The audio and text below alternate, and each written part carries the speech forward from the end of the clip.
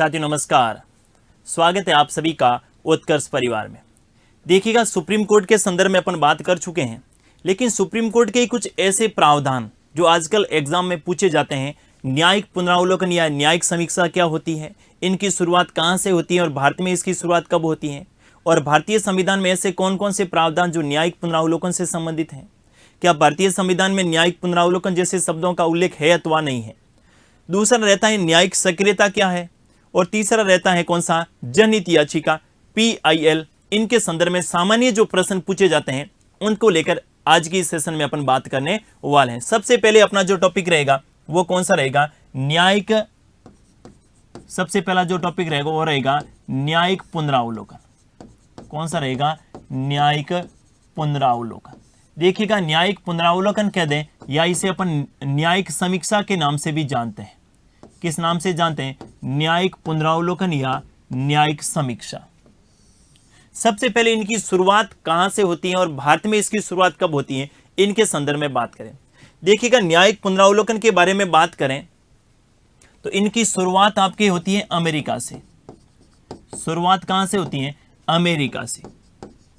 और अमेरिका में भी एक वाद आप ध्यान में रख सकते हैं, कौन सा, मेरबरी बनाम मेडिसिन वाद। कौन सा, मेरबरी बनाम मेडिसन वाद। मेरबरी बनाम मेडिसन वाद, और यह बात है 1803 की। और यहां पर इस वाद में जो न्यायाधीश थे वो न्यायाधीश थे जॉन मार्शल। न्यायाधीश कौन थे, सर जॉन मार्शल।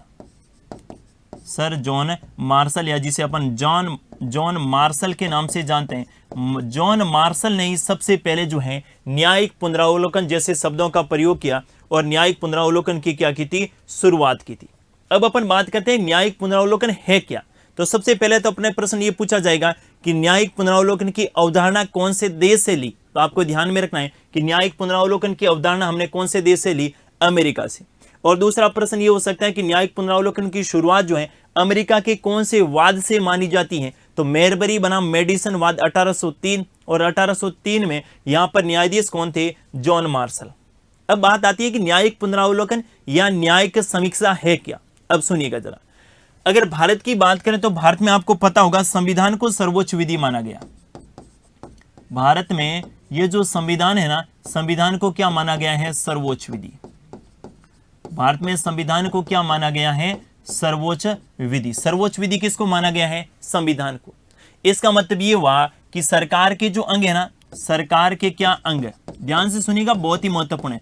सरकार के जो अंग है ना, इन सरकार के अंग के बारे में बात करें तो सरकार के 3 अंग माने जाते हैं। कितने, 3 अंग। कौन कौन से, कार्यपालिका, दूसरा जो अंग रहता है उसको अपन क्या बोलते हैं, व्यवस्थापिका, और तीसरा जो अंग रहता है उसको अपन क्या बोलते हैं, न्यायपालिका।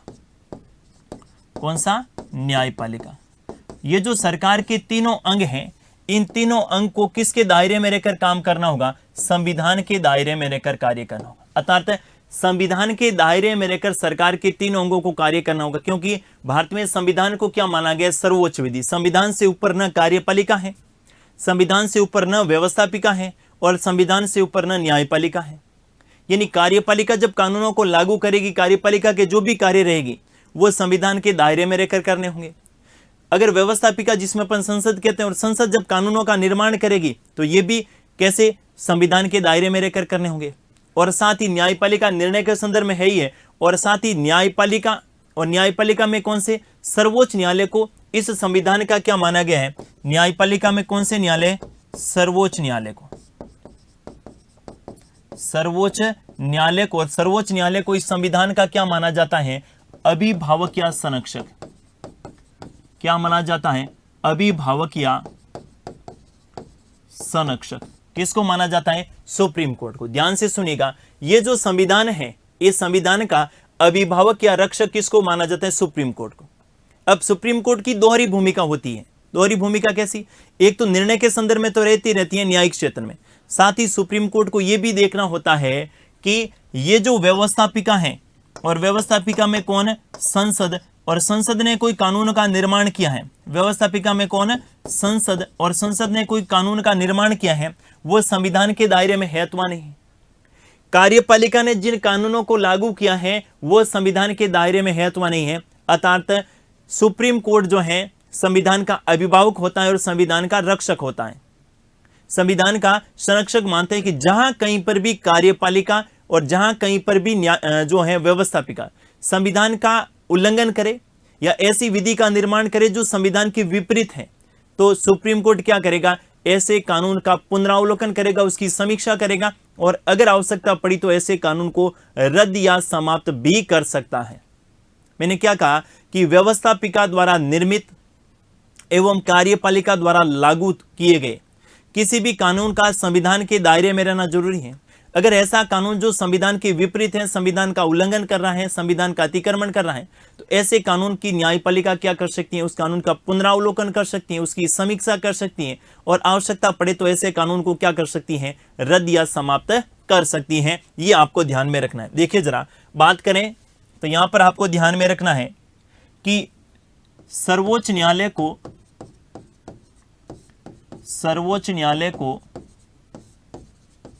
संविधान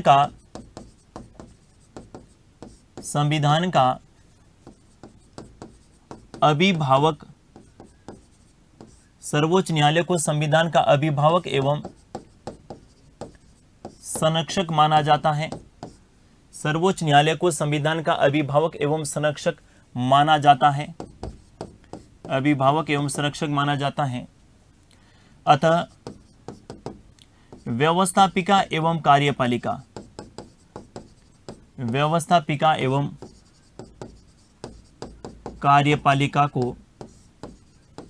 कार्यपालिका को संविधान के दायरे में रहते हुए, संविधान के दायरे में रहते हुए, संविधान के दायरे में रहते हुए, संविधान के दायरे में रहते हुए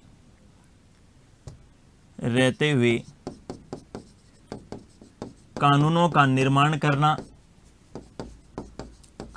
निर्माण करना एवं उन्हें लागू करना होता है, एवं उन्हें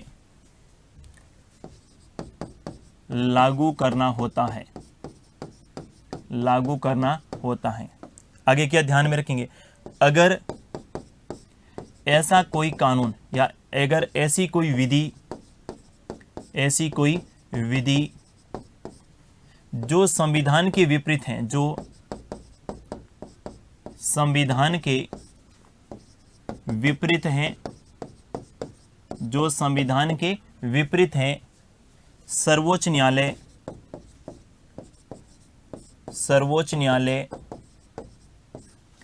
ऐसी विधि की समीक्षा एवं उसका क्या कर सकता है, पुनरावलोकन कर सकता है। क्लियर हो गई बात? क्योंकि संविधान से ऊपर कुछ भी नहीं है। कार्यपालिका और व्यवस्थापिका को संविधान के दायरे में रहते विधि का निर्माण करना होगा। अगर व्यवस्थापिका ने कोई विधि का निर्माण ऐसा कर दिया जो संविधान के विपरीत है, तो न्यायपालिका ऐसी विधि का क्या कर देगी, पुनरावलोकन और समीक्षा करेगी और आवश्यकता पड़ी तो ऐसी विधि को रद्द या समाप्त भी कर सकती हैं। आप कहेंगे क्या भारत में ऐसा कभी हुआ है? बहुत बार ऐसा हुआ है, बहुत बार। जैसे अभी सुप्रीम कोर्ट से संबंधित एक बात मैं उल्लेख कर रहा हूं। 99वां कॉन्स्टिट्यूशन अमेंडमेंट पढ़ा था आपने? 99वां संविधान संशोधन जो किससे संबंधित था? न्यायिक नियुक्ति आयोग से संबंधित। लेकिन सुप्रीम कोर्ट ने जस्टिस JS खेर की संवैधानिक पीठ की अध्यक्षता में उसको क्या कर दिया, असंवैधानिक बताते उसे क्या कर दिया, रद्द कर दिया। एक प्रकार का क्या है, न्यायिक पुनरावलोकन ही तो है, न्यायिक समीक्षा तो है कि संसद के द्वारा बनाई गई किसी विधि की सुप्रीम कोर्ट उसकी समीक्षा करता है और आवश्यकता पड़े तो उसको क्या करता है, रद्द करता है। ये एक प्रकार से क्या है, न्यायिक समीक्षा है, जिसे अपन न्यायिक पुनरावलोकन के नाम से जानते हैं। क्लियर हो गई बात? तो न्यायिक पुनरावलोकन या न्यायिक समीक्षा का मतलब क्या है, यानी संसद के द्वारा कोई कानून का निर्माण किया है और वो कानून संविधान के उल्लंघन कर रहे हैं, संविधान के विपरीत है, यानी संविधान में जो बात लिखी है उसके अनुसार नहीं है, तो ऐसे कानून का न्यायपालिका क्या कर सकती हैं, पुनरावलोकन कर सकते हैं, उसकी समीक्षा कर सकते हैं, उसे रद्द भी कर सकती हैं। एग्जाम्पल मैंने बता ही दिया है, कौन सा? 99वां कॉन्स्टिट्यूशन अमेंडमेंट एक्ट। 99वां जो संविधान संशोधन अधिनियम था उसी को क्या कर दिया, सुप्रीम कोर्ट ने रद्द कर दिया। तो ये एक प्रकार से क्या है, न्यायिक पुनरावलोकन। हालांकि ऐसे बहुत सारे मामले हैं जैसे आपने देखा होगा इंदिरा गांधी की सरकार के द्वारा बैंकों का राष्ट्रीयकरण किया था, लेकिन सुप्रीम कोर्ट ने उसको क्या कर दिया, अवैध बताते हुए रद्द कर दिया। इंदिरा गांधी जी ने राजाओं की प्रीवी पर्स बंद की, सुप्रीम कोर्ट ने इसका पुनरावलोकन करके उसको क्या कर दिया, समाप्त कर दिया। यानी बाद में इंदिरा जी को अमेंडमेंट करना पड़ा, संविधान में संशोधन करना पड़ा और वो बात संविधान में उल्लेखित करनी पड़ी और उसके बाद जो है ये प्रभावी हुआ। तो ये सारी बातें आपको ध्यान में रखनी है। संविधान से ऊपर कुछ भी नहीं है, देश में संविधान सर्वोच्च विधि है और सरकार के सभी अंगों को संविधान के दायरे में रहकर कार्य करना होगा। अगर कोई ज्यादा संविधान का उल्लंघन कर रहा है तो सुप्रीम कोर्ट उसको हिदायत देगा और सुप्रीम कोर्ट उनके द्वारा बनाई गई विधि को क्या करेगा, समाप्त कर सकता है। ये क्या कहलाती है, न्यायिक पुनरावलोकन। अब बात आती है कि भारतीय संविधान में न्यायिक पुनरावलोकन का उल्लेख कहां है। भारतीय संविधान में न्यायिक पुनरावलोकन जैसे शब्दों का उल्लेख कहां पर किया गया है। तो आपको ध्यान में रखना है कि भारतीय संविधान में न्यायिक पुनरावलोकन जैसे शब्दों का उल्लेख कहीं पर भी नहीं है। ध्यान से सुनिएगा, न्यायिक पुनरावलोकन जैसे शब्दों का उल्लेख नहीं है। तो फिर ये न्यायिक पुनरावलोकन की शक्ति कहां से आती है, तो आपको यहां पर ध्यान में रखना है कुछ ऐसे अनुच्छेद हैं जो न्यायपालिका को न्यायिक पुनरावलोकन की शक्ति देते हैं और न्यायिक पुनरावलोकन की शक्ति सुप्रीम कोर्ट को ही नहीं, हाई कोर्ट को भी प्राप्त होती है। यह भी अच्छा प्रश्न हो सकता है कि न्यायिक पुनरावलोकन की शक्ति किसको प्राप्त होती है। और तीसरा प्रश्न होता है कि न्यायिक पुनरावलोकन की आवश्यकता क्यों है। ये सारे प्रश्न एग्जाम में पूछे जा रहे हैं। सबसे पहले बात करें न्यायिक पुनरावलोकन की आवश्यकता। न्यायिक पुनरावलोकन की आवश्यकता क्यों जरूरी है, न्यायिक पुनरावलोकन यानी सुप्रीम कोर्ट न्यायिक पुनरावलोकन क्यों जरूरी है, ये देखें जरा। सबसे पहले संविधान की सर्वोच्चता को बनाए रखना। संविधान की सर्वोच्चता को बनाए रखना। संविधान की सर्वोच्चता को क्या करना, बनाए रखना। संविधान ही तो सर्वोच्च है, संविधान से ऊपर कुछ नहीं है। अगर कार्यपालिका और व्यवस्थापिका संविधान के दायरे का उल्लंघन करे तो संविधान का उल्लंघन माना जाएगा और संविधान की सर्वोच्चता को बनाए रखने के लिए न्यायिक पुनरावलोकन का होना बेहद आवश्यक है। दूसरा देखिए, आप सभी को पता है भारत में संघात्मक शासन प्रणाली है और केंद्र के साथ साथ राज्यों के जो हैं उनके लिए भी संवैधानिक प्रावधान कर रखें और केंद्र और राज्यों के बीच में संबंध बेहतर हो। किनके बीच में, केंद्र और राज्यों के बीच में संबंध बेहतर हो, अर्थात संघात्मक ढांचा कैसे बना रहे, इनके लिए भी न्यायिक पुनरावलोकन जरूरी है। ऐसा नहीं कि केंद्र तानाशाह बन जाए, नहीं। जब भी केंद्र तानाशाह बनने की कोशिश करेगा सुप्रीम कोर्ट न्यायिक पुनरावलोकन की शक्ति प्राप्त है और सुप्रीम कोर्ट ऐसे कानूनों को अवैध घोषित कर देगा, ऐसे कानूनों को रद्द कर देगा जो संघात्मक ढांचे के विपरीत हैं। तो दूसरा देखिए, संघात्मक संतुलन बनाए रखने हेतु, संघीय संतुलन बनाए रखने हेतु क्या ध्यान में रखेंगे, संघीय संतुलन, संघीय संतुलन बनाए रखने हेतु, बनाए रखने हेतु। दूसरा क्या ध्यान में रखेंगे, संघीय संतुलन बनाए रखने हेतु। और तीसरी एक बात ध्यान में रखेंगे, मौलिक अधिकारों की रक्षा के लिए, मौलिक अधिकारों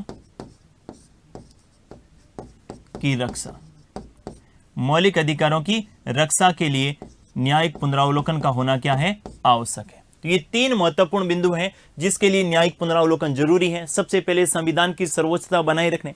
अगर संविधान की सर्वोच्चता को नहीं बनाए रखे तो संविधान से ऊपर संसद हो जाएगी। मैंने क्या कहा, भारत में संसद संप्रभु है लेकिन सर्वोच्च नहीं है। ध्यान से सुनिएगा, बहुत ही महत्वपूर्ण बात बताने वाला हूं। भारत में क्या है, भारत में संसद जो है क्या है, भारत में संसद जो है ये संप्रभु है लेकिन सर्वोच्च नहीं है। भारत में संसद संप्रभु है लेकिन सर्वोच्च नहीं है। भारत में संसद क्या है, संप्रभु है लेकिन सर्वोच्च नहीं है। इसका क्या मतलब हुआ, इसका मतलब ये हुआ कि भारत में सर्वोच्च कौन है, सर्वोच्च संविधान है। संसद कानून निर्माण कर सकती है, संसद जो है संप्रभु है, किसी प्रकार की विधि का निर्माण कर सकती है, लेकिन सर्वोच्चता संसद की स्वीकार्यता नहीं है। संसद से ऊपर कौन है, संविधान है। अर्थात संसद को भी संविधान के दायरे में रहकर कानूनों का निर्माण करना होगा। ये आपको ध्यान में रखना है। भारत में संसद संप्रभु है लेकिन सर्वोच्च नहीं है, क्योंकि सर्वोच्च कौन है, सर्वोच्च किसको माना जाता है, सर्वोच्च कौन है, संविधान सर्वोच्च है। सर्वोच्च कौन है, संविधान सर्वोच्च है। संसद संप्रभु है लेकिन सर्वोच्च नहीं है। तो इसलिए संविधान की सर्वोच्चता को बनाए रखने के लिए न्यायिक पुनरावलोकन जरूरी है। दूसरा, संघीय संतुलन बनाए रखने के लिए न्यायिक, यानी केंद्र ज्यादा तानाशाह नहीं हो जाए, इसके लिए भी जरूरी है। और तीसरा मैंने क्या, मौलिक अधिकारों की रक्षा के लिए भी न्यायिक पुनरावलोकन जरूरी है। आपने देखा होगा कि जहां कहीं मौलिक अधिकारों, संसद ऐसा कोई कानून बनाए जो मौलिक अधिकारों के विपरीत हैं, तो न्यायपालिका ऐसे कानून को क्या कर देगी, अवैध घोषित कर सकती है। इसीलिए मौलिक अधिकारों की रक्षा के लिए भी न्यायिक पुनरावलोकन क्या है, जरूरी है। अगर मौलिक अधिकारों की रक्षा के लिए न्यायिक पुनरावलोकन नहीं होता तो ये संसद अब तक क्या कर देती, मौलिक अधिकारों में बहुत सारे आमूलचूल परिवर्तन कर देती। लेकिन जहां कई मौलिक अधिकारों के उल्लंघन की बात आती है तो मौलिक अधिकारों की रक्षा के लिए सबसे पहले तैयार कौन रहता है, सुप्रीम कोर्ट। आप सीधे सुप्रीम कोर्ट में जा सकते हैं। ये एक प्रकार से क्या है, न्यायिक पुनरावलोकन। आगे अपन पढ़ेंगे न्यायिक पुनरावलोकन का उल्लेख भारतीय संविधान में कहां कहां पर किया गया है। तो पहली बार आवश्यकता के संदर्भ में आपको ध्यान में रखनी है। अब महत्वपूर्ण बिंदु ध्यान में रखना है, भारतीय संविधान में न्यायिक पुनरावलोकन जैसे शब्दों का उल्लेख नहीं है। न्यायिक पुनरावलोकन जैसे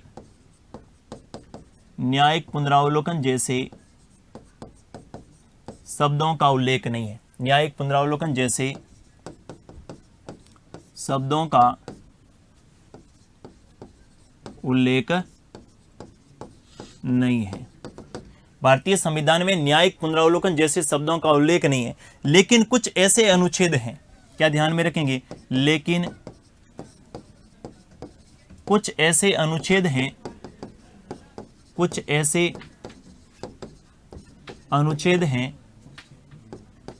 जो सर्वोच्च न्यायालय एवं उच्च न्यायालय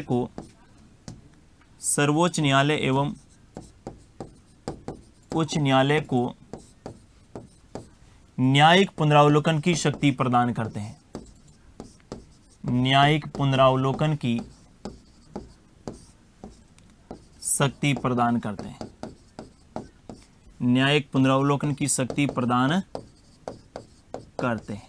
मैंने क्या कहा कि भारतीय संविधान में कहीं पर भी न्यायिक पुनरावलोकन जैसे शब्दों का उल्लेख नहीं है, लेकिन कुछ ऐसे महत्वपूर्ण अनुच्छेद हैं, आगे मैं बात करूंगा कौन कौन से अनुच्छेद हैं। कुछ ऐसे अनुच्छेद हैं जो न्यायिक पुनरावलोकन की शक्ति प्रदान करते हैं। और न्यायिक पुनरावलोकन की शक्ति किन किन को प्रदान करते हैं, तो आपको ध्यान में रखना है, उच्च न्यायालय और सर्वोच्च न्यायालय। यानी न्यायिक पुनरावलोकन की शक्ति किन किन को प्राप्त होती है, सुप्रीम कोर्ट को भी होती है और हाई कोर्ट को भी न्यायिक पुनरावलोकन की शक्ति प्राप्त होती है। ये आपको ध्यान में रखना है। लेकिन संविधान में कहीं पर भी न्यायिक पुनरावलोकन जैसे शब्दों का उल्लेख नहीं किया गया। अब अपन बात करेंगे ऐसे कौन कौन से अनुच्छेद हैं जो न्यायपालिका को जो है न्यायिक पुनरावलोकन की शक्ति प्रदान करते हैं। सबसे पहले देखिएगा आर्टिकल 13, अनुच्छेद 13, यानी ऐसे अनुच्छेद जो न्यायिक पुनरावलोकन की शक्ति प्रदान करते हैं, आर्टिकल 13।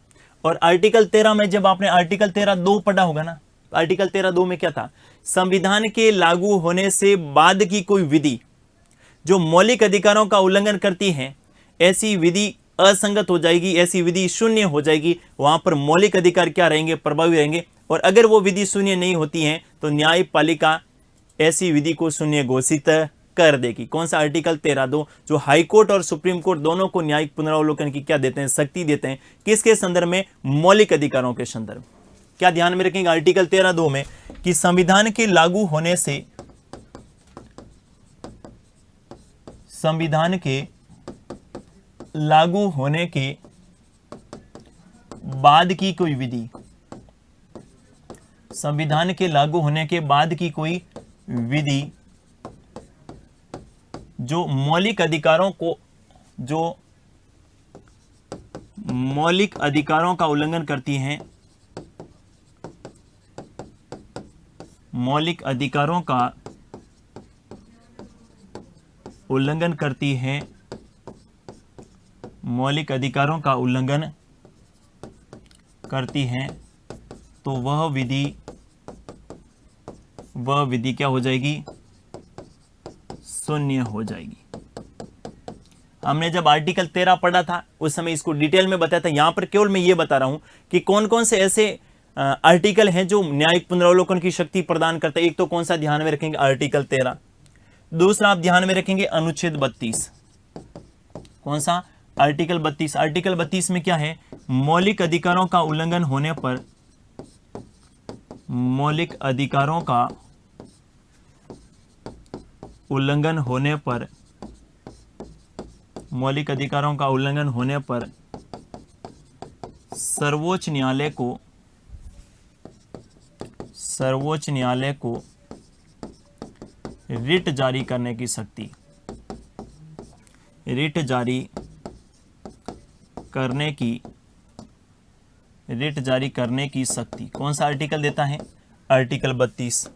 नेक्स्ट आप ध्यान में रखेंगे कौन सा आर्टिकल, कौन सा 226, क्या है आर्टिकल 226 में, तो आर्टिकल 226 में मौलिक अधिकारों का उल्लंघन, मैंने कहा ना हाई कोर्ट और सुप्रीम कोर्ट दोनों को प्राप्त है न्यायिक पुनरावलोकन। मौलिक अधिकारों का उल्लंघन होने पर, मौलिक अधिकारों का उल्लंघन होने पर उच्च न्यायालय को, कौन से न्यायालय को, हाई कोर्ट को, उच्च न्यायालय को रिट जारी करने की शक्ति, रिट जारी करने की शक्ति, उच्च न्यायालय को रिट जारी करने की शक्ति कौन से आर्टिकल में है, 226 में। वो सारे महत्वपूर्ण आर्टिकल आपको बता रहा हूं जो न्यायिक पुनरावलोकन को शक्ति प्रदान करते हैं। आपसे प्रश्न किस प्रकार का पूछा जाएगा, प्रश्न ये पूछा जाएगा कि निम्नलिखित में से कौन सा ऐसा अनुच्छेद है जो न्यायिक पुनरावलोकन से संबंधित नहीं है, निम्नलिखित में से ऐसा कौन सा अनुच्छेद है जो न्यायिक पुनरावलोकन से संबंधित नहीं है। तो जो न्यायिक पुनरावलोकन से संबंधित आर्टिकल हैं वो आपको ध्यान में रखना, जैसे सबसे पहले आर्टिकल 13(2) ध्यान में रखेंगे, उसके बाद आर्टिकल 32, आर्टिकल 226, इसके बाद में सुप्रीम कोर्ट के जो शक्तियां हैं उनसे संबंधित रखेंगे, यानी आर्टिकल 131, आर्टिकल 132, आर्टिकल 133 और आर्टिकल 134 और साथ ही आर्टिकल 136, एक एक करके अपने इसके में ध्यान में रखेंगे। 131 में क्या है, सुप्रीम कोर्ट के मूल क्षेत्राधिकार, सुप्रीम कोर्ट के मूल क्षेत्राधिकार। देखिए मूल क्षेत्राधिकार में आपने जाना था ना, संघीय ढांचे से संबंधित, मतलब केंद्र और राज्यों के बीच में कोई विवाद हो जाए तो यहां पर भी सुप्रीम कोर्ट न्यायिक पुनरावलोकन, देखिए कितनी खूबसूरत व्यवस्था कर रखी है सुप्रीम कोर्ट के मूल क्षेत्राधिकार। 132 में क्या है, तो 132 में हमने जाना था सुप्रीम कोर्ट के संवैधानिक अपीलीय क्षेत्राधिकार, संवैधानिक अपीलीय क्षेत्राधिकार। इसके बाद में आर्टिकल 133 में सुप्रीम कोर्ट के दीवानी अपीलीय क्षेत्राधिकार, दीवानी अपीलीय क्षेत्राधिकार, सुप्रीम कोर्ट के दीवानी अपीलीय क्षेत्राधिकार। आर्टिकल 134 में क्या ध्यान में रखेंगे, सुप्रीम कोर्ट के फौजदारी अपीलीय क्षेत्राधिकार, सुप्रीम कोर्ट के फौजदारी अपीलीय क्षेत्राधिकार, सुप्रीम कोर्ट के फौजदारी अपीलीय क्षेत्राधिकार। और 136 में क्या ध्यान में रखेंगे, आर्टिकल 136 में विशेष इजाजत,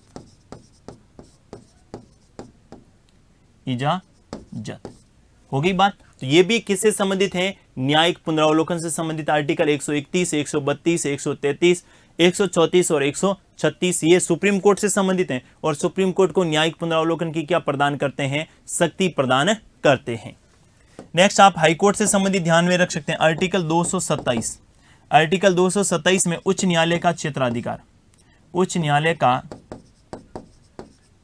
न्यायालय की अधिकार क्षेत्र, अधिकारिता, उच्च न्यायालय की अधिकारिता।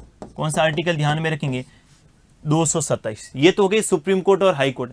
अब बात करूंगा मैं संघीय ढांचे से संबंधित, क्योंकि संघीय संतुलन को बनाए रखना भी जरूरी है, क्योंकि भारत में कौन सी व्यवस्था को अपनाया गया है, संघात्मक शासन व्यवस्था को।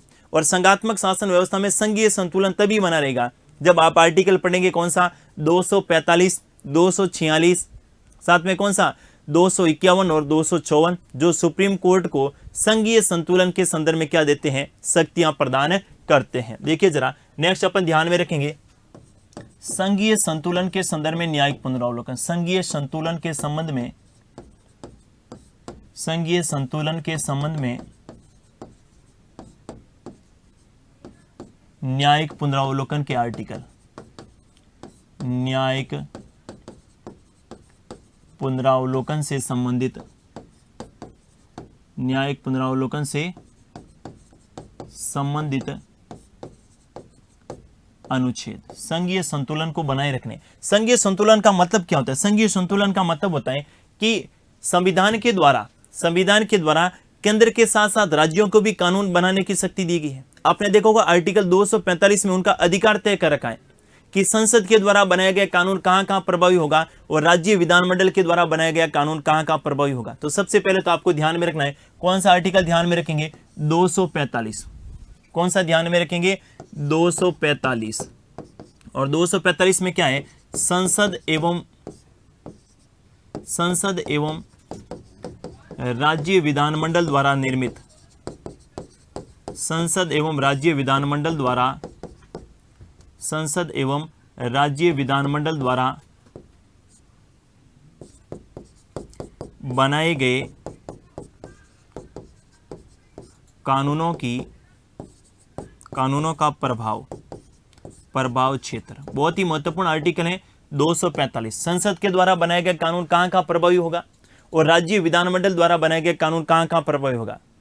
अब इनके अलावा राज्य विधानमंडल ऐसा नहीं कि कानून बना करके दे, ये तो पूरे भारत में लागू नहीं, उनकी तय कर रखी ना कि राज्य विधानमंडल द्वारा बनाया गया कानून जो है राज्य की सीमा के भीतर संपूर्ण राज्य में या किसी विशेष भाग के लिए प्रभावी होगा, जबकि संसद के द्वारा बनाए गए कानून संपूर्ण भारत और इनके अलावा किसी विशेष भाग के लिए क्या होगा? प्रभावी होगा। यह संघीय संतुलन से संबंधित है। और इसमें अगर ऐसा नहीं कि संसद कोई कानून बनाई राज्य सूची का, ठीक है, और उस राज्य सूची के कानून बनाने के संदर्भ में जो आर्टिकल 249 और 250 दिए गए उसको आगे बढ़ा दे, उसमें किसी प्रकार का परिवर्तन कर दे, तो ये सारे के सारे क्या है? इस आर्टिकल 245 का उल्लंघन है। मतलब सुप्रीम कोर्ट को कौन सी शक्ति देता है? न्यायिक पुनरावलोकन की शक्ति। आर्टिकल 246 के संदर्भ में बात करें तो 246 में अपना पढ़ा था कि 3 प्रकार की सूचियां बांट रखी है। कौन कौन सी? संघ सूची। कौन सी सूची? संघ सूची। और संघ सूची में जो विषय हैं, इन विषय पर कानून किन के द्वारा बनाया जाएगा? संसद के द्वारा, ठीक है। राज्य सूची। राज्य सूची में जो विषय हैं, इन पर कानून किन के द्वारा बनाया जाएगा? राज्य की विधानमंडल के द्वारा। और तीसरा आप ध्यान में रखेंगे कौन सा? समवर्ती सूची। कौन सी? समवर्ती सूची। और समवर्ती सूची में जो विषय हैं, इन पे कानून जो है कौन बनाएगा? इनमें जो विषय हैं, इन पे कानून जो है ये संसद भी बना सकती है और राज्य विधानमंडल भी। संसद भी बना सकती है और कौन बना सकता है? राज्य विधानमंडल भी बना सकती है। लेकिन किन के द्वारा बनाया गया कानून प्रभावी रहेगा? अगर आपस में टकराव हो जाए तो संसद के द्वारा बनाया गया कानून क्या रहेगा? प्रभावी रहेगा। यह भी आपको ध्यान में रखना है। तो कौन सा आर्टिकल हो गया? 246, जिसमें संघ सूची, राज्य सूची और समवर्ती तय कर रखा है कौन सा विषय संघ सूची का होगा, कौन सा राज्य सूची का होगा और कौन सा समवर्ती की सूची का होगा। अगर ऐसा नहीं है कि राज्य सूची का विषय और राज्य सूची के विषय पर कानून जो है संसद बनाए, नहीं, अगर बनाने की कोशिश करे तो न्यायपालिका है ना, न्यायपालिका ऐसे कानून को क्या कर देगी? रद्द कर देगी, उसे अवैध घोषित कर देगी। 2 आर्टिकल और आप ध्यान में रखने हैं जो संघीय संतुलन से संबंधित, आर्टिकल 251 और आर्टिकल 254, ये भी संघीय संतुलन से संबंधित हैं। किनसे संबंधित हैं? संघीय संतुलन से संबंधित हैं। संघीय संतुलन से संबंधित हैं जो न्यायपालिका को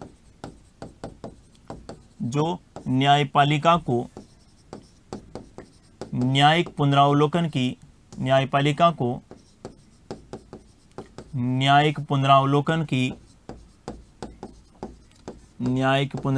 की शक्ति प्रदान करते हैं। न्यायिक पुनरावलोकन की शक्ति प्रदान करते हैं। न्यायिक पुनरावलोकन की क्या प्रदान करते हैं? शक्ति प्रदान करते हैं। तो ये सारे महत्वपूर्ण आर्टिकल हैं जो न्यायिक पुनरावलोकन को जो है शक्ति प्रदान करते हैं। ये आपको ध्यान में रखने हैं। जैसे एक बार मैं वापस से रिपीट कर रहा हूं सारे आर्टिकल को। सबसे पहले, न्यायिक पुनरावलोकन जैसे शब्दों का उल्लेख भारतीय संविधान में नहीं है, लेकिन फिर भी ऐसे कुछ आर्टिकल हैं जो सुप्रीम कोर्ट और हाई कोर्ट को न्यायिक पुनरावलोकन की शक्ति प्रदान करते हैं। जैसे आर्टिकल 13(2) हो गया, आर्टिकल 32 हो गया, आर्टिकल 226 हो गया, आर्टिकल 227 हो गया, आर्टिकल 131, 132, 133 और 134 और 136 हो गया। और संघीय संतुलन से संबंधित आर्टिकल 245, 246, 251 और 254 जो है ये संघीय संतुलन, क्योंकि इनका उद्देश्य क्या है, न्यायिक पुनरावलोकन की आवश्यकता क्या है। न्यायिक पुनरावलोकन की आवश्यकता मैंने 3 बातें बताई थी। मैंने कहा एक तो कौन सा, संविधान की सर्वोच्चता को बनाए रखना, दूसरा संघीय संतुलन को बनाए रखना, और तीसरा मौलिक अधिकारों की रक्षा करना। ये 3 इसके महत्वपूर्ण उद्देश्य हैं किनके, न्यायिक पुनरावलोकन के। ये आपको ध्यान में रखना है। अब आप कहेंगे न्यायिक पुनरावलोकन से प्रश्न किस प्रकार का पूछा जाएगा एग्जाम में, वो सुन लीजिएगा। पहले तो अपने बात कर ली, न्यायिक पुनरावलोकन अवधारणा अमेरिका से ली गई। अमेरिका का वाद वो ध्यान में रखिएगा, मेरबरी बनाम मेडिसिन वाद 1803। न्यायाधीश का नाम ध्यान में रखिएगा, जॉन मार्शल। भारतीय संविधान में कहीं पर भी इनका उल्लेख नहीं है, लेकिन कुछ ऐसे आर्टिकल हैं जो न्यायिक पुनरावलोकन को शक्ति प्रदान करते हैं। न्यायिक पुनरावलोकन की शक्ति हाईकोर्ट को भी प्राप्त होती है और सुप्रीम कोर्ट भी क्या होती है, प्राप्त होती है। क्लियर है? हाँ। अब कई बार न्यायिक पुनरावलोकन के कारण जो है, इसकी प्रासंगिकता की बात करें तो ये महत्वपूर्ण है क्योंकि संविधान की सर्वोच्चता बनाए, लेकिन कई बार जो है न्यायपालिका और कार्यपालिका के बीच में टकराव की स्थिति भी उत्पन्न हो जाती है, वो एक अलग मुद्दा है। लेकिन जिस देश में संविधान सर्वोच्च विधि होता है उस देश में न्यायिक पुनरावलोकन का होना भी बेहद ज्यादा क्या होता है, महत्वपूर्ण होता है। बिना न्यायिक पुनरावलोकन के संविधान की सर्वोच्चता को बनाए रखना संभव नहीं है, संघीय संतुलन को बनाए रखना संभव नहीं है, मौलिक अधिकारों की रक्षा कर पाना संभव नहीं है। इसीलिए न्यायिक पुनरावलोकन का होना बेहद ज्यादा क्या है, आवश्यक होता है। क्लियर है बात? दूसरा जो महत्वपूर्ण प्रश्न अपने सुप्रीम कोर्ट से संबंधित आपने सुना होगा, जनहित याचिका। किसके संदर्भ में? जनहित याचिका। जनहित याचिका। जनहित याचिका को मैं दूसरे किस नाम से जानते हैं अपन? लोकहितवाद। आजकल यहां से भी अच्छे प्रश्न पूछे जाने लगे, लोकहितवाद। अब ऐसा नहीं कि आपके सिलेबस में जनहित याचिका है कि नहीं, आपके सिलेबस में सुप्रीम कोर्ट है तो न्यायिक पुनरावलोकन अपने आप ही आ जाएगा। आपके सिलेबस में सुप्रीम कोर्ट है तो जनहित याचिका से संबंधित भी प्रश्न पूछा जा सकता है। जनहित याचिका क्या होती है? जनहित याचिका के संदर्भ में भारत के कौन से न्यायाधीश थे, उन्होंने इसकी शुरुआत की, किसने इसको लोकप्रिय बनाया? जनहित याचिका के संदर्भ में कौन कौन से ऐसे विशेष विषय हैं जिस पर जनहित याचिका जारी की जा सकती है? जनहित याचिका कौन दायर कर सकते हैं? इन सब से संबंधित बात करेंगे। जनहित याचिका को अपन क्या बोलते हैं? लोकहितवाद, या इसे अपन क्या बोलते हैं? PIL। क्या बोलते हैं? PIL। अब जनहित याचिका के बारे में बात करें, यह भी अवधारणा कहां की है? अमेरिका की। यह भी अवधारणा कहां की है? अमेरिका की। हाँ, अब बात करते हैं जनहित याचिका। जैसे नाम से उल्लेखित है जनहित, जिसमें जनता का हित हो, ऐसी कोई याचिका है। भारत में सभी वर्गों के लोग निवास करते हैं। भारत में ऐसे बहुत सारी आबादी है जो हैं पिछड़ी हैं, जो सामाजिक रूप से पिछड़ी हैं, आर्थिक रूप से पिछड़ी हैं, शैक्षणिक रूप से पिछड़ी हैं। समाज का वो वर्ग जो किसी कारण से न्याय प्राप्त नहीं कर पा रहा है, समाज का वो वर्ग जो किसी कारण से न्याय प्राप्त नहीं कर पा रहा है, कारण कोई सा भी हो सकता है, सामाजिक हो सकता है। समाज में दबंग जो जातियां हैं उनके द्वारा उनको दबाया जा सकता है, वो न्यायपालिका में नहीं पहुंच पाते हैं। क्योंकि दूसरा, भारत में जो है न्याय काफी महंगा माना जाता है, वकीलों की मोटी फीस रहती है, न्यायपालिका के वहां पर पहुंचने से पहले ही घबरा जाते हैं कि अगर न्याय प्रणाली में घुसे तो क्या पता कितना खर्चा आएगा। तीसरा रहता है वो तो गरीबी तो है ही है, अशिक्षा है। ऐसे बहुत सारे ऐसे कारण हैं जिसमें भारत का आम नागरिक जो है न्यायपालिका तक नहीं पहुंच पाता है। उनको न्यायपालिका के लिए सुलभ उपलब्ध करवाने का मतलब न्यायपालिका तक कैसे आसानी से पहुंचे, इसके लिए जिस व्यवस्था की शुरुआत की गई है उसे अपन क्या बोलते हैं? जनहित याचिका बोलते हैं। जनहित याचिका में क्या होता है? जनहित याचिका में कोई भी लोकहित से जुड़ा कोई मुद्दा, लोकहित या जनहित से जुड़ा कोई ऐसा विषय जो व्यक्तिगत नहीं होना चाहिए, जिसमें समाज के बहुत सारे वर्ग का महत्व होना चाहिए, और उसमें अगर कानूनी मदद की आवश्यकता होती है तो समाज का कोई भी व्यक्ति, समाज का कोई भी संगठन उस मामले को सुप्रीम कोर्ट तक पहुंचा सकता है। उसे क्या कहते हैं? जनहित याचिका। भारत में जनहित याचिका की शुरुआत की थी सुप्रीम कोर्ट के एक न्यायाधीश थे VR कृष्ण अय्यर, लेकिन इनको लोकप्रिय बनाया था PN भगवती ने। तो जनहित याचिका या अपन कहें लोकहितवाद के जनक किसको माने जाते हैं? PN भगवती साहब को माने जाते हैं। ये आपको ध्यान में रखना है। देखिए जरा, जनहित याचिका के संदर्भ में बात करें, सबसे पहले इनके अर्थ को समझते हैं। जनहित याचिका क्या होती है? देखिए, जनहित याचिका में है समाज के सामाजिक, आर्थिक एवं शैक्षणिक रूप से पिछड़ा वर्ग, शैक्षणिक रूप से, सामाजिक आर्थिक एवं शैक्षणिक रूप से पिछड़ा वर्ग, सामाजिक आर्थिक एवं शैक्षणिक रूप से पिछड़ा वर्ग जिनको न्याय की उपलब्धता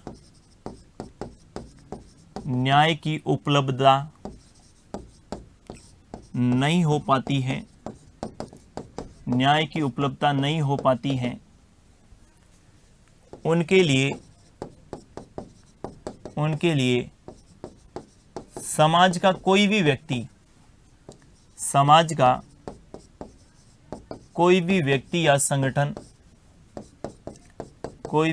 या संगठन एक याचिका के माध्यम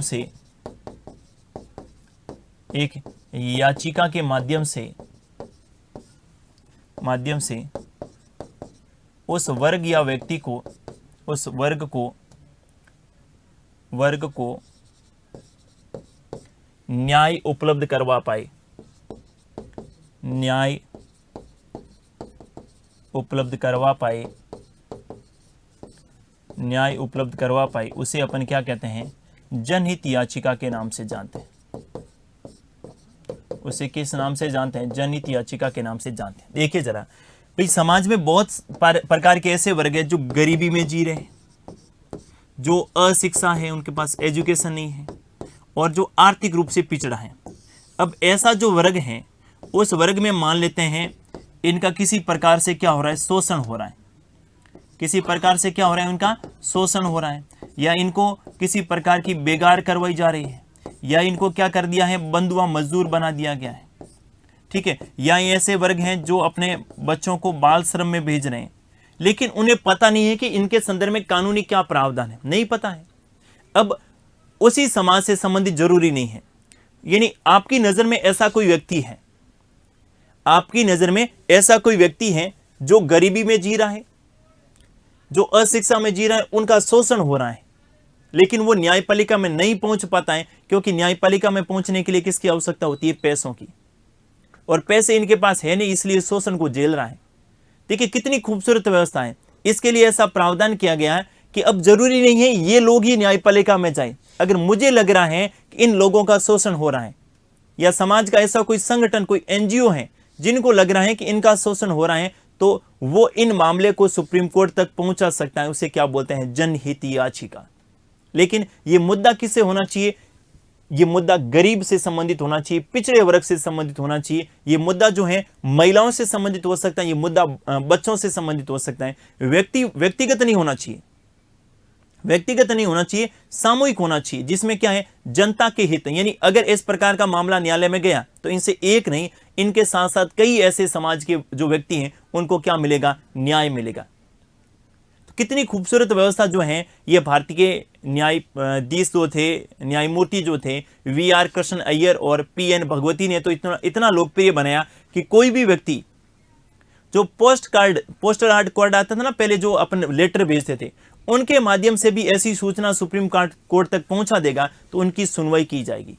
सुनवाई न्याय प्रणाली को सुलभ बनाने के लिए, इनका उद्देश्य क्या, जनहित याचिका का, न्यायपालिका को सुलभ बनाने के लिए, लोकतंत्र का विश्वास जनता पर बना रहे, या जनता का विश्वास लोकतंत्र पर बना रहे, दोनों बातें जरूरी हैं।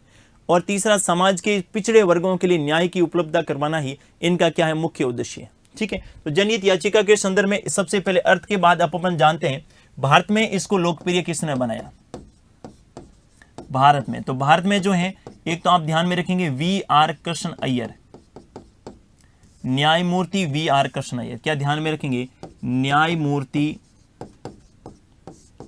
VR कृष्ण अय्यर, VR कृष्ण अय्यर द्वारा शुरुआत की गई। लेकिन न्यायमूर्ति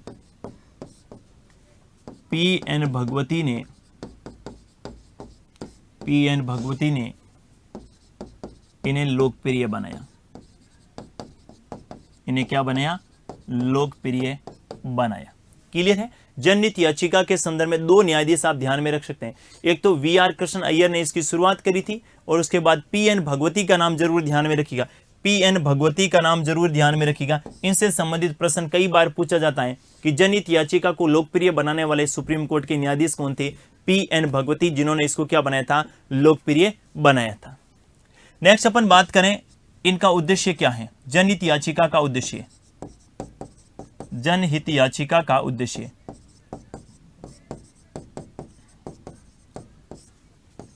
जनहित याचिका का उद्देश्य। देखिए, जनहित याचिका का उद्देश्य के बारे में बात करें तो यहां पर आपको ध्यान में रखना है, समाज के सभी वर्गों को न्याय की उपलब्धता हो। क्या ध्यान में रखेंगे? समाज के सभी वर्गों को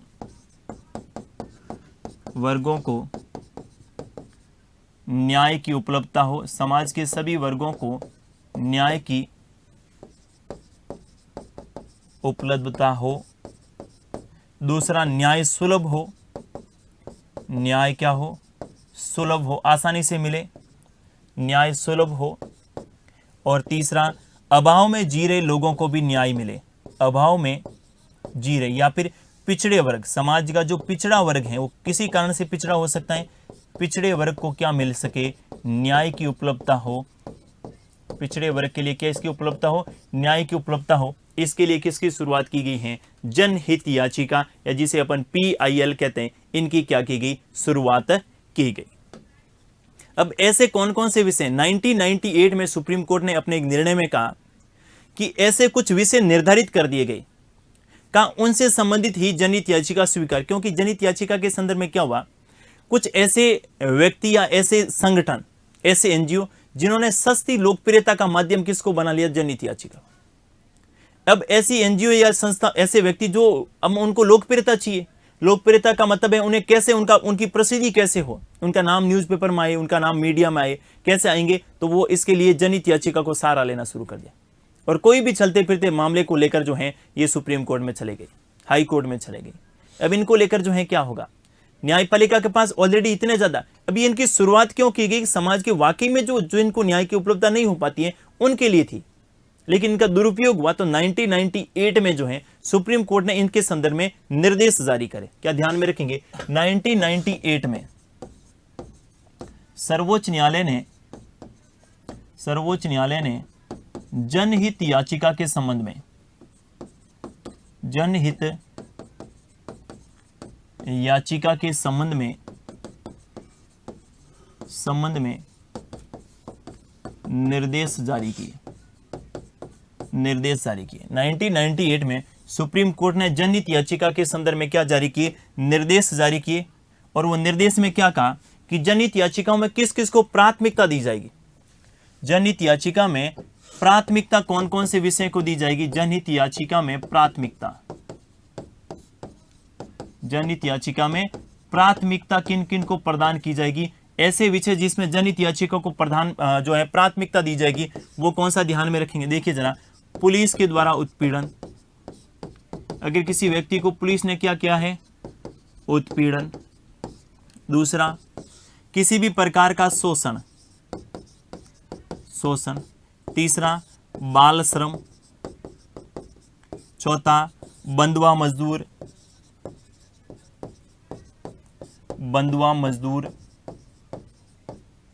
पांचवा, बेगार प्रथा से पीड़ित। पांचवा, महिलाओं को किसी प्रकार का कोई शोषण हो रहा है, महिलाओं से संबंधित। ऐसे विषय को प्राथमिकता प्रदान की जाएगी। कौन कौन से विषय को? जो पुलिस द्वारा किसी व्यक्ति का उत्पीड़न किया है थाने के अंदर। दूसरा आप ध्यान में रख सकते हैं कौन सा? जैसे किसी प्रकार का शोषण हुआ है किसी व्यक्ति के साथ। तीसरा आप ध्यान में रख सकते हैं कौन सा? तीसरा आप ध्यान में रखेंगे जो बाल श्रम से संबंधित हैं, या फिर समाज के जो कमजोर वर्ग हैं, या फिर महिलाओं के अत्याचार से संबंधित हैं, श्रमिकों के शोषण से संबंधित हैं, ये सारे के सारे बंधुआ मजदूर से संबंधित हैं। इनको क्या प्रदान की जाएगी? प्राथमिकता प्रदान की जाएगी। पुलिस द्वारा उत्पीड़न से संबंधित हो, शोषण से संबंधित हो, बाल श्रम से संबंधित हो, बंधुआ मजदूरी से संबंधित हो, बेकार से संबंधित हो, महिलाओं से संबंधित हो, या फिर श्रमिकों के उत्पीड़न से संबंधित हो, श्रमिकों के उत्पीड़न से संबंधित हो, या फिर एक महत्वपूर्ण बिंदु ध्यान में रखिए गया, समाज का वो वर्ग जो सामाजिक बहिष्कृत की बात कर रहा है, या समाज के बाकी लोगों ने किसी एक परिवार को टारगेट कर रखा है, उनको जो है उनका शोषण किया जा रहा है, तो वो भी किस में शामिल माना जाएगा, इस जनहित याचिका में इनको प्राथमिकता प्रदान की जाएगी। ठीक है, तो सामान्यतः अपन बात करें जो कमजोर वर्ग के लोग हैं उनसे संबंधित ये सारी बातें, इनको लेकर जो है जनहित याचिका दायर की जा सकती। लेकिन साथ में सुप्रीम कोर्ट में यह भी कहा था कि कौन कौन से मामलों में जनहित याचिका जारी नहीं की जा सकती। जनहित याचिका जारी नहीं की जा सकती, ऐसे मामले जिसमें जनहित याचिका जारी नहीं की जा सकती कौन कौन से, देखिए जरा। सबसे पहले आप ध्यान में रखेंगे कि मकान मालिकों को द्वारा, मकान मालिक एवं किराएदारों के लेकर कोई विवाद है, मकान मालिक और किराएदार के बीच में कोई विवाद है, या फिर हो सकता है कि बहुत सारे मकान मालिकों और बहुत सारे किराएदारों के बीच में विवाद है, तो आप इसकी लेकर जो है जनहित याचिका नहीं लगा सकते, और जनहित याचिका के संदर्भ में ये जो मामला नहीं लिया जाएगा, ये आपको ध्यान में रखना है। दूसरा देखिए जरा, दूसरा सेवानिवृत्ति एवं पेंशन को लेकर, सेवानिवृत्ति एवं किन को लेकर, पेंशन को लेकर। तीसरा त्वरित सुनवाई को लेकर, कि किसी की सुनवाई नहीं है, जनहित याचिका लगा देते हैं, सुनवाई हो जाएगी, त्वरित सुनवाई को लेकर। ये कुछ ऐसे मामले हैं जिसमें जो है ये जनहित याचिका इसको लेकर आप नहीं लगा सकते। कौन कौन से, जैसे मकान मालिक एवं किराएदारों के बीच में कोई विवाद है, या सेवानिवृत्ति या पेंशन को लेकर कोई विवाद है, या त्वरित सुनवाई को लेकर कोई विवाद है, तो उसमें जो है जनहित याचिका दायर नहीं की जा सकती। जनहित याचिका इनके लिए है, इन वर्ग को समाज की मुख्य धारा में नहीं आ जाए तब तक वो इनका शोषण हो रहा है, तो इनके लिए जनहित याचिका की क्या की गई, शुरुआत की गई। क्लियर है बात। तो जनहित याचिका के बारे में बात करें तो प्रश्न किस प्रकार का पूछा जाएगा, क्या भारतीय संविधान में कहीं पर भी जनहित याचिका का उल्लेख है क्या? नहीं, भारतीय संविधान में कहीं पर भी जनहित याचिका का प्रावधान नहीं किया गया है। ये ध्यान में रखना है कि जनहित याचिका की अवधारणा अमेरिका से ली गई।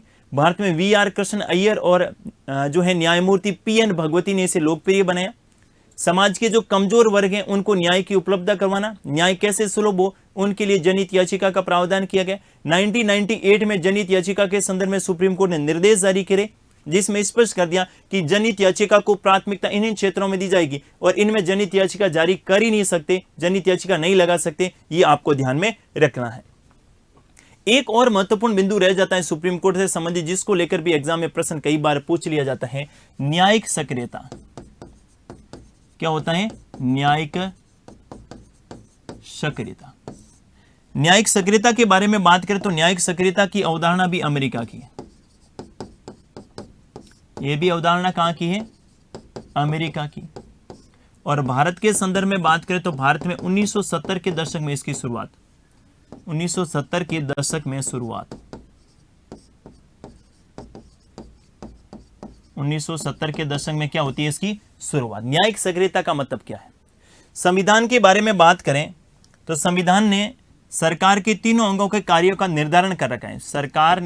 सरकार के जो तीन अंग हैं, सरकार के जो तीन अंग हैं, इनके क्या कार्य रहेंगे, इनका निर्धारण संविधान में कर रखा है। क्या कर रखा है कि व्यवस्थापिका जो रहेगी, इस व्यवस्थापिका का कार्य रहेगा कानूनों का निर्माण करना।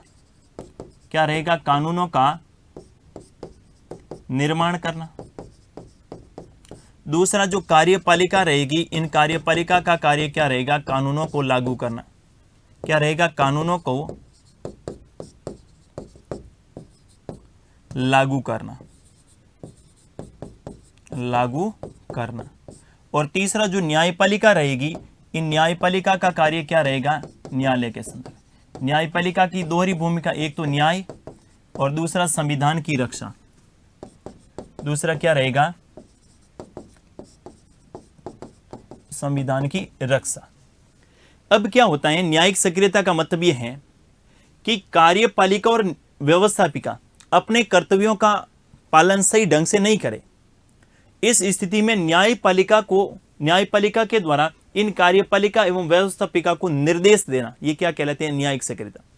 मतलब न्याय तो कर ही रही है, साथ में ये जब अपनी कर्तव्यों को जिम्मेदारी पूर्वक निर्वहन नहीं कर रहा है तो न्यायपालिका समय समय पर इनको क्या देती है? निर्देश देती है। इसको क्या बोलते हैं अपन? न्यायिक सक्रियता। जैसे सड़क पे कोई गड्ढा हो गया तो इसकी पूर्ति करना न्यायपालिका का काम नहीं है। सड़क पे जो गड्ढा है उसको पूरी तरीके से ठीक करने का काम किनका है? सरकार का है। किनका काम है? सरकार का, मतलब जो चुनी हुई जनप्रतिनिधि हैं, सरकार जो है उनका रहेगा।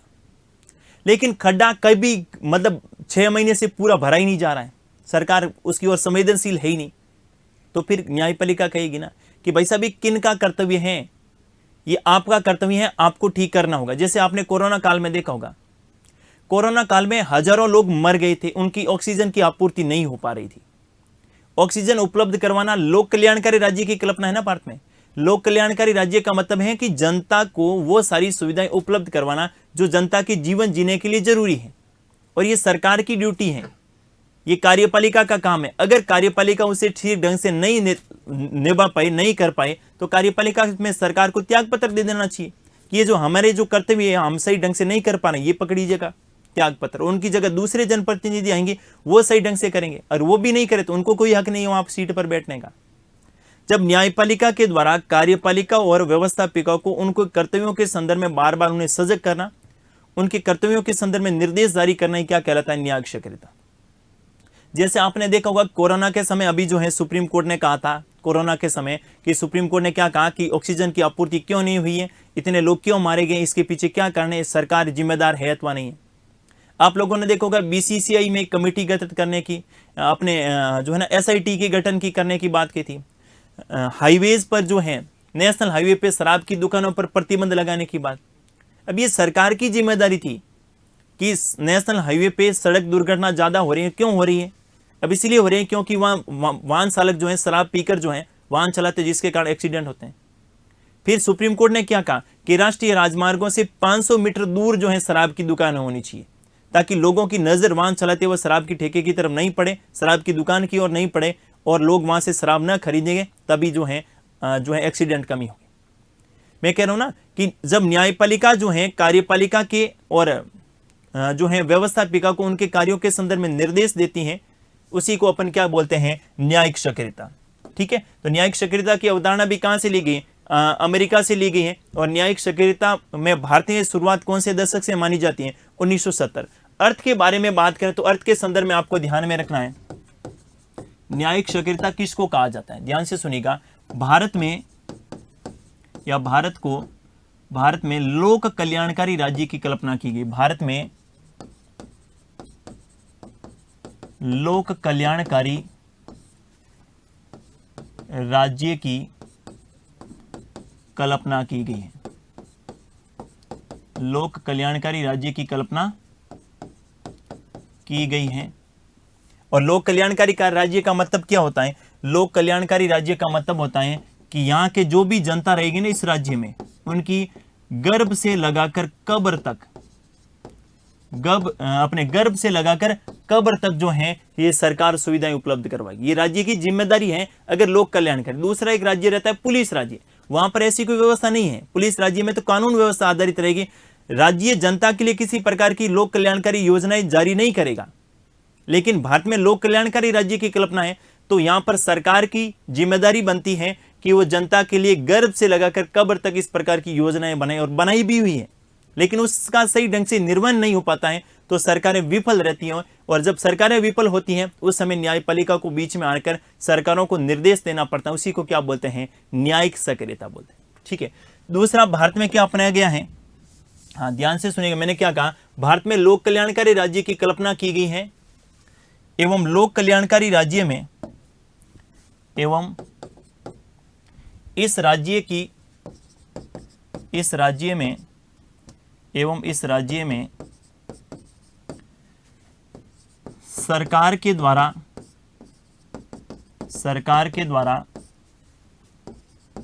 जनता के हितों की रक्षा करना, जनता के हितों की रक्षा करना, जनता के हितों की रक्षा करना, जनता के हितों की रक्षा करना अनिवार्य होता है, अनिवार्य होता है।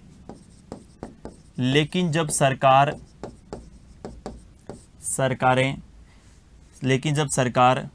जनता के हित की बजाय, जनता के हितों का सही निर्वहन नहीं कर पा रही हैं, सही निर्वहन नहीं कर पाती हैं, सही निर्वहन नहीं कर पाती हैं, तो न्यायपालिका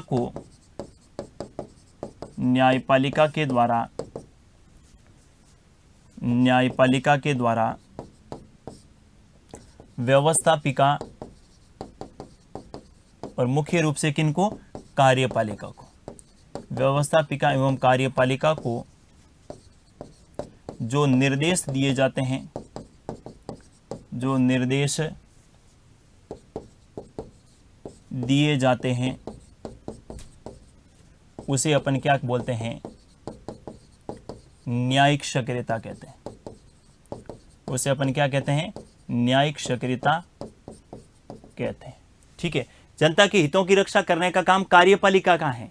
ठीक है, लेकिन कार्यपालिका अपने सही ढंग से जनता के हितों का निर्वहन नहीं कर पा रही है, तो न्यायपालिका को बीच में आकर जो है उनको निर्देश देती है, उसे अपन क्या बोलते हैं, न्यायिक सक्रियता बोलते हैं। जैसे एग्जाम्पल के तौर पे कहें तो आपको पता होगा कि राष्ट्रीय राजमार्गों पर शराब प्रतिबंध, राष्ट्रीय राजमार्गों से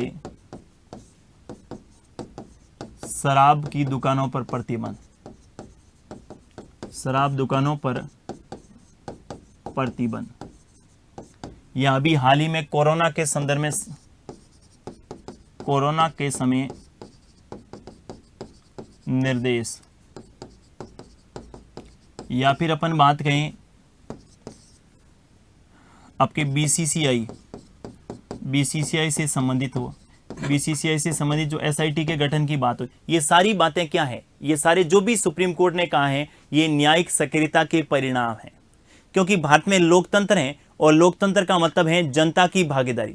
लोकतंत्र में जनता का विश्वास, ध्यान से सुनिएगा, एक बहुत ही महत्वपूर्ण बिंदु आपको ध्यान में रखना है। लोकतंत्र में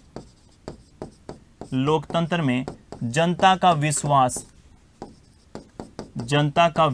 बना रहे, जनता का विश्वास बना रहे, लोकतंत्र में जनता का विश्वास बना रहे, इस हेतु न्यायिक सक्रियता जरूरी है। लोकतंत्र में जनता, जब सरकारें, लोकतंत्र चुनी हुई सरकारें, और वो अपने कार्यक्रम में विफल हो जाएगी तो हमारी जो है ये लोकतंत्र के प्रति विश्वास थोड़ी रहेगा। हम लोकतंत्र कब कहेंगे, कैसी सरकार जो हमारे हितों की रक्षा नहीं कर पा रही है, वो सरकार का कोई औचित्य नहीं है। तो न्यायपालिका समय समय पर सरकारों को जो निर्देश देती हैं उसको अपन क्या बोलते हैं, न्यायिक सक्रियता के नाम से जानते हैं। इनका भी भारतीय संविधान में कहीं पर भी कोई उल्लेख नहीं, लेकिन ऐसा कहा जाता है कि अति न्यायिक सक्रियता भी सही नहीं है। एक अच्छे लोकतंत्र के लिए अति न्यायिक सक्रियता के होने से न्यायपालिका एवं कार्यपालिका के बीच में टकराव की स्थिति बढ़ेगी, और जिसके कारण सरकारों में जो शक्ति पृथक्करण का सिद्धांत है उसके अनुसार कार्य नहीं कर पाएंगी, और टकराव की स्थिति के कारण जो है संविधान, लोकतंत्र, उन सब का क्या लग जाएगा, उन पर प्रश्न चिन्ह लग जाएगा। हालांकि सक्रियता जरूरी है, लेकिन अति न्यायिक सक्रियता भी जरूरी नहीं है। तो न्यायपालिका को न्यायिक सक्रियता अपनाना चाहिए, इनके संदर्भ में सरकारों को समय समय पर निर्देशित किया जाना चाहिए, लेकिन स्वयं अपने हाथ में लेकर किसी कार्य को नहीं करना चाहिए। ये भी कई बार जो है आलोचना के संदर्भ में अपन कह सकते हैं। लेकिन ये तीनों प्रकार की जो व्यवस्था है जिसके बारे में अपने बात की, आजकल यहां से प्रश्न पूछने जा रहे हैं। आपके सिलेबस में ये तीनों टॉपिक है अथवा नहीं, ये जरूरी नहीं है। आपके सिलेबस में जब सुप्रीम कोर्ट है तो ये सुप्रीम कोर्ट के ही तीनों पावर हैं। कौन कौन से? सबसे पहले न्यायिक पुनरावलोकन, कई बार एग्जाम में प्रश्न पूछा जा रहा है, न्यायिक पुनरावलोकन क्या है, अवधारणा कहां से ली गई है, भारत में शुरुआत कैसे होती है, और भारत में कौन कौन से ऐसे आर्टिकल हैं जो न्यायिक पुनरावलोकन से संबंधित हैं। साथ ही न्यायिक पुनरावलोकन क्यों जरूरी है, क्या संविधान में न्यायिक पुनरावलोकन का उल्लेख है अथवा नहीं है, न्यायिक पुनरावलोकन की शक्ति किन को प्राप्त है, केवल सुप्रीम कोर्ट, केवल हाई कोर्ट और सुप्रीम कोर्ट दोनों, या दोनों में से कोई नहीं, तो हाई कोर्ट और सुप्रीम कोर्ट दोनों को प्राप्त हो। मैंने आर्टिकल भी बताए थे कि कौन कौन से आर्टिकल में जो है न्यायिक पुनरावलोकन की शक्ति है।